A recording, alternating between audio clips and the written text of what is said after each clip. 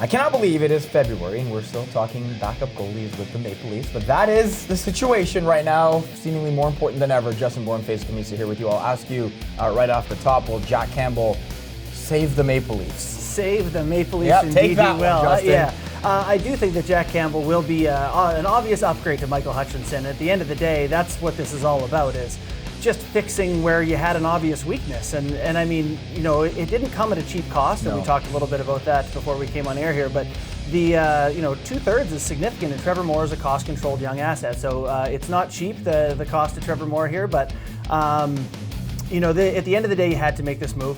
I think the Freddie Andersen injury really sped things along where you thought your backup might play 5 games the rest of the season. All of a sudden it might be 10 or 12, and that really sped the process along. Well, let's talk about that. How much pressure does it put on Campbell coming to a new team as a backup goalie, but no, you have to start right away with a blue line that is injured and starting a couple rookies as well. Also, you're in Toronto. Yeah. Like, how much does that hurt his chance of succeeding right away?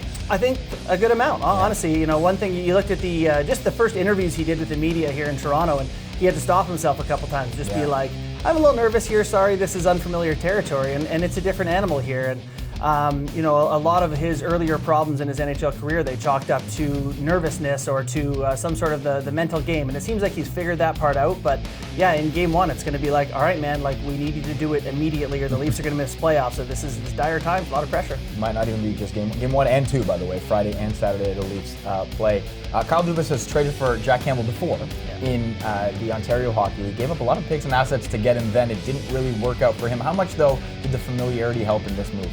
I think it makes a big difference. When you're not sure about making a move, I think it goes a long way when you've got a guy where you say, all right, we've had him in our dressing room before, we know what he's like, we know he gets along with other people.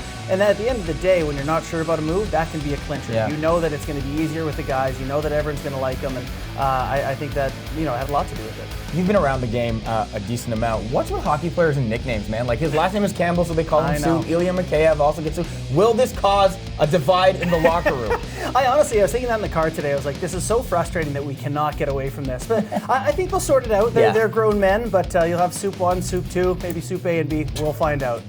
All right, well, we'll find out if he can be a 1A right now with Freddie Andersen still hurt.